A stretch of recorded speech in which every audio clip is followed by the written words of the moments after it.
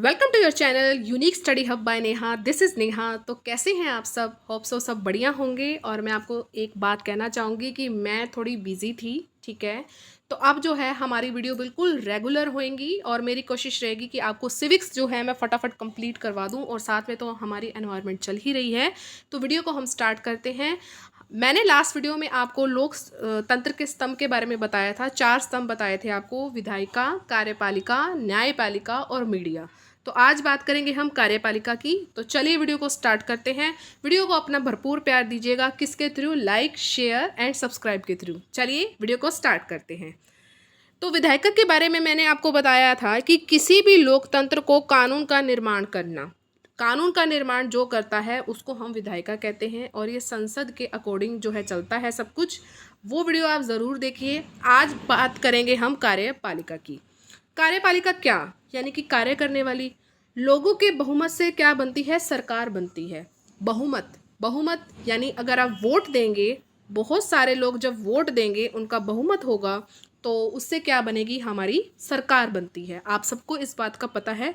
तो उसी के बारे में मैं आज आपको डिटेल में बताऊंगी कि कितने प्रकार की जो सरकारें होती हैं। शायद आपको ना पता हो, तो वीडियो के एंड तक बने रहिएगा, ठीक है। और अपने नोट्स जो है साथ साथ रेडी करते जाइएगा। देखिए, लोगों के बहुमत से सरकार बनती है। कार्यपालिका को ही हम क्या कह सकते हैं? सरकार कह सकते हैं। कार्य को करने वाली सरकार हमारे कार्य करती है ना। हम सब जो हैं, जो लोग हैं, हम जितने भी लोग हैं, हम वोट डालते हैं, बहुमत होता है, उससे हमारी सरकार बनती है। सरकार क्या करती है? हमारा कार्य करती है। तो इसलिए क्या होगी? हमारी कार्यपालिका। संसद द्वारा बनाए गए कानून कार्यपालिका क्या करती है? लागू करती है। बनाए गए कानून यानी कि जो बनाए गए जितने भी कानून हैं वो कार्यपालिका जो है लागू करता है। संसद के बारे में मैंने आपको भी बताया। कौन बनाता है कानून? विधायिका बनाती है, ठीक है। जम्मू कश्मीर को हटाने 340 धारा के अंतर्गत आता है, ठीक है। ये विधायिका करती है, यानी कि कानून किसने बनाया? विधायिका ने बनाया। पर कार्यपालिका क्या करती है? इसे लागू करती है, यानी सरकार इसको लागू करती है। संसद में ये सभी कार्य होते हैं, फिर ये सरकार के पास आते हैं, यानी कार्यपालिका के पास आते हैं, और ये फिर अपना काम करते हैं। सरकार को हम मंत्री परिषद भी कह सकते हैं। ये कुछ आपको टर्म्स दी गई हैं, यही हमें कंफ्यूज करती हैं और हमें लगता है कि पता नहीं क्या आ गया। सरकार को हम मंत्री परिषद भी कह सकते हैं। सरकार का निर्माण मंत्रियों से ही होता है, ठीक है। जैसे हमारे प्रधानमंत्री हैं, हमारे गृह मंत्री हैं, हमारे राज्य मंत्री होते हैं, हमारे राष्ट्रपति होते हैं, तो ये सारे मंत्री ही हैं ना। तो मंत्रियों का अगर जैसे मतलब झुंड हो गया, तो उसी को ही हम मंत्री परिषद कह देंगे, ठीक है। और मंत्री परिषद क्या होगी? मंत्री परिषद ही सरकार हो गई। सरकार को हम मंत्री परिषद कह सकते हैं। किसी तरह से भी आप बोल लीजिए, आपको कन्फ्यूज़न बिल्कुल भी नहीं होएगी। ये सब चीज़ें एक ही हैं, लेकिन हमें लगता है पता नहीं कहाँ से क्वेश्चन आ गए, ठीक है। चलिए आगे बढ़ते हैं। अब बात करेंगे कि हम कार्यपालिका जो होती है वो कितने प्रकार की होती है। तो मैं आपको बता देती हूँ कि जो है हमारी 2 प्रकार की जो है कार्यपालिका होती है। एक होती है स्थायी कार्यपालिका और दूसरी होती है अस्थायी कार्यपालिका। कितने प्रकार की होती है? 2 प्रकार की होती है। स्थायी कार्यपालिका में क्या होता है? इसमें यह होता है कि अगर मान लीजिए एक बार अगर आप नौकरी लग गए, सरकारी नौकरी लग गए, तो 60 साल में ही आपकी रिटायरमेंट होगी। यानी आप जो है अपने देश के लिए काम कर रहे हैं, अपने स्कूल के लिए काम कर रहे हैं ना, तो ये स्थायी कार्यपालिका है, ठीक है। काम कर रहे हैं तो स्थायी कार्यपालिका है। अस्थायी कार्यपालिका क्या होती है कि हर 5 वर्ष बाद आपके चुनाव होते हैं, और ये अस्थायी कार्यपालिका होती है। कहने का भाव क्या है कि सरकार जो है वो पेंडेंट नहीं हो गई है कि मतलब वो जीवन भर वही की वही रहेगी, नहीं। हर 5 साल बाद जो है चुनाव होते हैं, आप सबको ये बात पता है। तो ये क्या होते हैं? ये अस्थायी कार्यपालिका होती है, ठीक है। मुझे लगता है कि आपका डाउट क्लियर हो गया होगा। आगे बढ़ते हैं। कार्यपालिका के 2 स्तर होते हैं, ठीक है। ये मैं आपको स्टार्टिंग से ही बता रही हूँ। एक तो संघीय स्तर होता है, यानी कि केंद्रीय स्तर हो गया, और एक राज्य स्तर पे बात होगी। 2 ही स्तरों पे बात होती है, जहाँ कहीं भी आप कोई बात कर लीजिए। तो कार्यपालिका के भी 2 स्तर होते हैं। संघीय स्तर यानी केंद्रीय स्तर पर कौन आ जाते हैं? भारत सरकार आ गई या पीएम आ गए, ठीक है। पीएम मतलब प्राइम मिनिस्टर। तो ये संघीय स्तर पर आते हैं। राज्य स्तर पर हम किसकी बात करते हैं? जिस भी राज्य की हम बात कर रहे हैं, जिस भी राज्य की बात कर रहे हैं, आप एमपी में रहते हैं, अगर मध्य प्रदेश सरकार की बात करें तो उस राज्य की हम बात कर रहे हैं, तो ये राज्य स्तर के अंतर्गत आते हैं, ठीक है, हरियाणा सरकार होगी, पंजाब सरकार होगी, आपकी मध्य प्रदेश सरकार हो गई सॉरी। तो जिसके अंतर्गत आप आते हैं तो हम उसकी ही बात करते हैं, यानी कि आपका जो स्तर है वो राज्य स्तर है, और ये कार्यपालिका क्या है, ये सरकार है। इसका एक तो है संघीय स्तर है और एक है राज्य स्तर। ठीक है, मुझे लगता है आपके दो स्तर भी अब क्लियर हो गए होंगे। वीडियो अच्छा लग रहा है ना, तो प्लीज़ लाइक जरूर कर दीजिएगा। अब बात करेंगे कि जो हम मंत्रियों की बात कर रहे थे कि मंत्रियों का झुंड हो गया, मंत्री परिषद जिसको हम कहते हैं, और मंत्री परिषद को ही हम सरकार कहते हैं। तो ये मंत्री ही कितने प्रकार के होते हैं? तो जो ये मंत्री होते हैं ना, ये 3 प्रकार के होते हैं। कितने प्रकार के होते हैं? 3 प्रकार के होते हैं। हमारे कार्यपालिका कितने प्रकार की होती है? 2 प्रकार की होती है, स्थायी कार्यपालिका, अस्थायी कार्यपालिका। बात कर रहे हैं हम मंत्रियों की। तो सबसे बड़ा जो मंत्री होता है वो कैबिनेट मंत्री होता है, कैबिनेट मिनिस्टर होता है, ये सबसे बड़ा मंत्री होता है। सेकंड होता है स्टेट मिनिस्टर होता है, यानी कि राज्य स्तर का मंत्री होता है। और थर्ड होता है स्टेट मिनिस्टर इंडिपेंडेंट, ये यानी कि स्वतंत्र होता है, राज्य स्तर पर ये स्वतंत्र होता है। चलिए इसके बारे में मैं आपको बताती हूँ। चलिए आगे बढ़ते हैं। कैबिनेट मिनिस्टर की अगर मैं आपको बात बताऊं कि ये जो मंत्री होता है ना, ये अपने विभाग का ही अध्यक्ष होता है। कैबिनेट मिनिस्टर कोई भी डिपार्टमेंट है उसका वो अध्यक्ष होगा। ठीक है, अब यही जो है यही पहला है और यही आखिरी है। मतलब अगर इसने कोई बात बोल दी तो वही निर्णय उस विभाग के लिए लिया जाएगा। इसके अतिरिक्त कोई भी निर्णय कोई भी पर्सन नहीं ले सकता, सिर्फ यही ले सकता है। कोई भी विभाग का अंतिम निर्णय ये ले सकता है। कौन? Cabinet minister. ये सब बड़े विभाग में होता है। ये जितना भी मैं आपको बता रही हूँ ना कि ये अपने विभाग का अध्यक्ष होता है, अंतिम निर्णय ले सकता है, पहला भी यही है और आखिरी भी यही है। ठीक है, तो ये जो होता है ना बड़े बड़े विभागों में होता है, लाइक गृह विभाग मंत्री। ठीक है, ये जो होता है ये बड़े बड़े विभाग में होता है। अगर आपसे एग्जाम्पल पूछा जाए तो गृह विभाग मंत्री। गृह विभाग मंत्री आज जो है प्रेजेंट में कौन है, आप कमेंट सेक्शन में बताएंगे, गूगल पे, गूगल से सर्च करके। ठीक है, इससे आपका कंसेप्ट जो है क्लियर रहेगा। आगे बढ़ते हैं, बात करेंगे हम स्टेट मिनिस्टर की।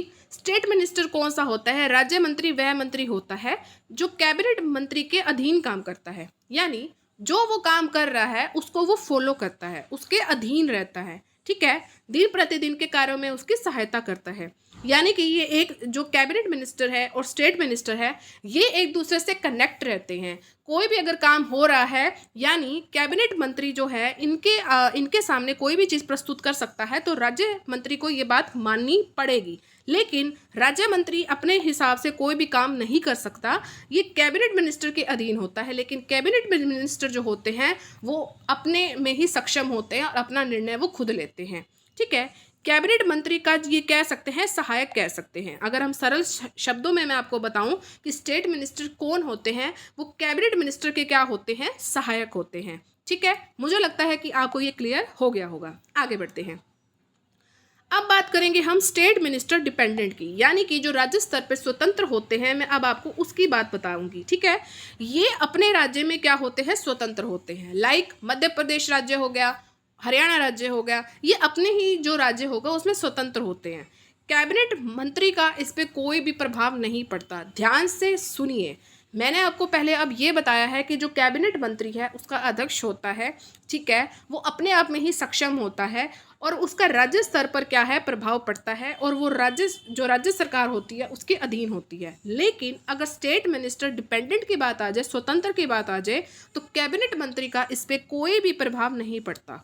लाइक मैंने आपको बताया कि कैबिनेट मिनिस्टर जो होते हैं वो बड़े बड़े विभागों में अध्यक्ष होते हैं, लेकिन जो स्टेट मिनिस्टर डिपेंडेंट होते हैं छोटे विभागों में क्या होते हैं? स्वतंत्र होते हैं। इस बात को बिल्कुल आप अपने क्लियर कर लीजिए कि बिल्कुल भी आपको कंफ्यूज नहीं होना है। ऐसे ही क्वेश्चन बनते हैं, फिर आप कहते हैं कि क्वेश्चन कहाँ से आए हैं। अपने विभागों से संबंधित कोई भी अंतिम निर्णय ये ले सकते हैं। कौन? स्टेट मिनिस्टर, जो इंडिपेंडेंट होते हैं। अपने विभाग छोटे विभाग होते हैं, तो इनसे संबंधित कोई भी निर्णय होगा तो ये ले सकते हैं। लेकिन जो कैबिनेट मंत्री होंगे वो उनके बड़े विभाग होते हैं, और उसमें ही वो, जैसे मैंने आपको बताया कि गृह मंत्री बताया, तो वो अपने विभाग में क्या ले सकते हैं? निर्णय ले सकते हैं। एग्जाम्पल के तौर पर मैं आपको बताना चाहूँगी स्टेट मिनिस्टर डिपेंडेंट का। आपके कॉलेज में क्या काम होता है? कॉलेज में HOD होते हैं ना, एचओडी होते हैं, ये अपने विभाग के निर्णय ले सकते हैं। अभी कोई बड़ा विभाग तो है नहीं कि हर कॉलेज में एचओडी होता है, आजकल तो स्कूल्स में भी होते हैं एचओडी। तो कॉलेज में अगर एचओडी होते हैं, ये अपने विभाग के निर्णय ले सकता है। अब आप थोड़ी सी कॉमन सेंस लगाइए कि इसमें कैबिनेट मिनिस्टर का कोई हस्तक्षेप हो सकता है? वो इतने बड़े लेवल का आदमी इतने छोटे लेवल पे क्यों वो बात करेगा? इसका मतलब ये स्वतंत्र है।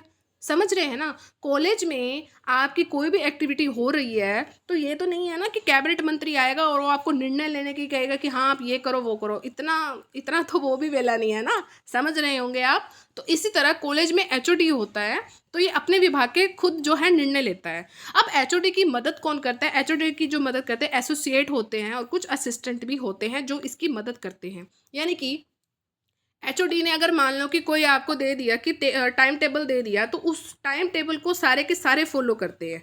ठीक है, आप देखते होंगे स्कूल्स और कॉलेज में टाइम टेबल दे दिया कि इस मैम को इस पीरियड में जाना है, इस मैम को इस पीरियड में जाना है, तो ये खुद निर्णय ले रहा है ना। कैबिनेट मंत्री तो आके इसको कुछ नहीं कह रहा ना कि तूने भाई ऐसे काम करना है, ऐसे नहीं करना। आप समझ गए होंगे मैं क्या कहना चाहती हूँ कि कैबिनेट मंत्री का इसमें कोई भी हस्तक्षेप नहीं होता।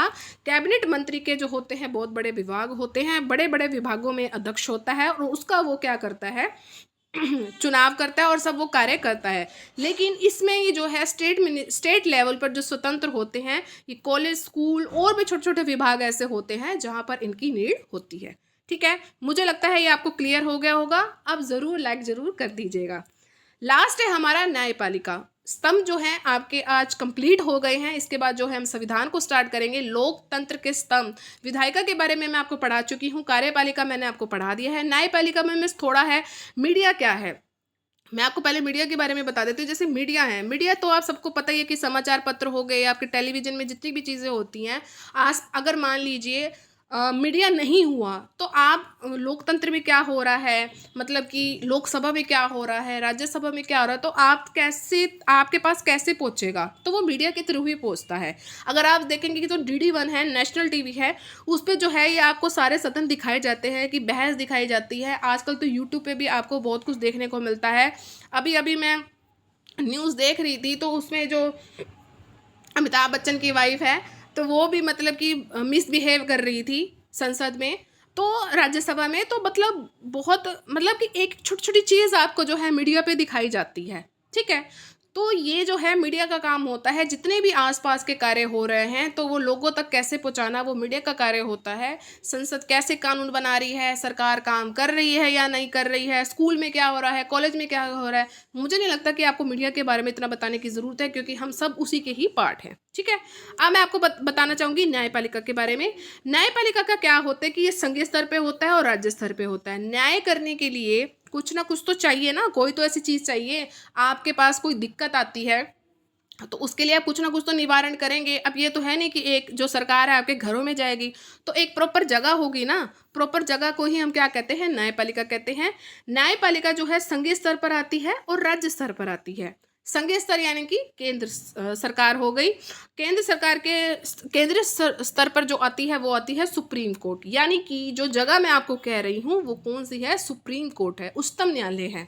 राज्य स्तर पर क्या आती है, हाई कोर्ट आती है, जिसको हम उच्च न्यायालय कहते हैं। मान लीजिए कि आपको कोई दिक्कत है, आप अपने राज्य पर, आपको कोई, मान लीजिए आपको सड़क की दिक्कत हो रही है, सड़क कोई टूटी फूटी है या दहेज का कुछ हो गया, कोई भी इशू हो गया, आप पहले जाएंगे हाई कोर्ट में जाएंगे। आपकी कोई भी दिक्कत है तो सबसे पहले आप हाई कोर्ट पे जाएंगे, राज्य स्तर पर आप जाएंगे, यानी कि जिसका हाई कोर्ट होगा उस स्तर पर आप जाएंगे। ठीक है, लेकिन मान लीजिए कि आपकी कोई दुख का, आपकी कोई दिक्कत है, उसका निवारण नहीं किया जा रहा है, उसको इग्नोर किया जा रहा है, तब आप जो है केंद्रीय स्तर पर जाएंगे, तब आप सुप्रीम कोर्ट में जाएंगे। यानी आप न्याय मांगने के लिए पहले आप राज्य स्तर पर गए, पहले आप हाई कोर्ट गए, लेकिन उसके बाद आपको लगा कि अगर हमारी यहाँ पर सुनवाई नहीं हो रही है तो आप जाएंगे सुप्रीम कोर्ट में। ठीक है, गॉट इट। तो यही चीज़ जो है न्यायपालिका के अंतर्गत आती है। सिर्फ इसमें इतना ही है, लेकिन बहुत कुछ है। क्वेश्चन जो है घूम फिर के आपके सामने आ जाते हैं। तो इसी तरह गाइस जो है हमारे लोकतंत्र के स्तंभ आज बिल्कुल कंप्लीट हो गए हैं। ठीक है, मैं थोड़ा बाहर थी तभी ये डिले हो रहा है, लेकिन अब डिले नहीं होगा। अब मैं ये वीडियो जो है अपलोड कर रही हूँ, इसके बाद जो है संविधान जो है मैं आपको स्टार्ट करवा दूँगी। ठीक है, और जल्दी जल्दी कोशिश करेंगे कि हम सिविक्स को जल्दी जल्दी कंप्लीट करें, क्योंकि इसके बाद मैं आपको इसके MCQs भी करवाऊँगी। ठीक है। एमसीक्यूज भी करेंगे, वो भी रिटन फॉर्म में ही होंगे, क्योंकि आपको पता है कि इतनी फैसिलिटी अभी नहीं है, नया चैनल है, धीरे धीरे होगा, वो आपके सपोर्ट से होगा। सपोर्ट कैसे होगा? जब आप maximum like, share and subscribe करेंगे। सब्सक्राइब का रेड बटन उसको ज़रूर प्रेस कीजिएगा और ऑल पर आपने ज़रूर क्लिक करना है, तभी आपको मेरे चैनल पर जितनी भी वीडियोस होंगी उसकी नोटिफिकेशन आपको टाइम टू टाइम मिलती रहेगी। आप सबको पता है कि एनवायरनमेंट की क्लासेस चल रही है, मैंने कल आपको एनवायरनमेंट की जो है क्लास दी है, तो उसको भी अपना भरपूर प्यार दीजिए, उसको भी मैक्सिमम शेयर कीजिए। एक एक क्वेश्चन, एक एक जो टर्म, एक एक डेफिनेशन बहुत ज़्यादा इंपॉर्टेंट है जो भी मैं आपको पढ़ा रही हूँ। ऐसा नहीं है कि कुछ भी पढ़ा दिया, इंपॉर्टेंट पढ़ा रही हूँ। अगर आपका सपोर्ट रहा तो एनवायरनमेंट का एक full course, full flash course मैं आपको दूंगी, लेकिन आपके सपोर्ट पर है। तो अब ये आप पर है कि आप कैसे करेंगे। और टेट एग्जाम स्टडी पर मैं आपको क्या करवा रही हूँ, हिस्ट्री करवा रही हूँ। थोड़ा डिले हो रहा है, सर की जो तबीयत है थोड़ी सी ख़राब है, इसलिए डिले हो रहा है। वहाँ मगध साम्राज्य अगर जो अपलोड हो गया उसके बाद मैं आपको करवाऊंगी आगे मौर्य साम्राज्य करवाऊंगी। अब मुझे जल्दी करना पड़ेगा क्योंकि बहुत ज़्यादा डिले हो रहा है, सर से बात करूंगी। तो वहाँ मैं आपको हिस्ट्री करवा रही हूँ, यहाँ सिविक्स और एनवायरनमेंट करवा रही हूँ। सिविक्स जैसे ही कंप्लीट होगी उसके बाद मैं आपको ज्योग्राफी भी करवाऊंगी। Got it? चलिए मिलेगा अपनी नेक्स्ट वीडियो में। Till then thank you so much for watching. Bye bye guys and take care.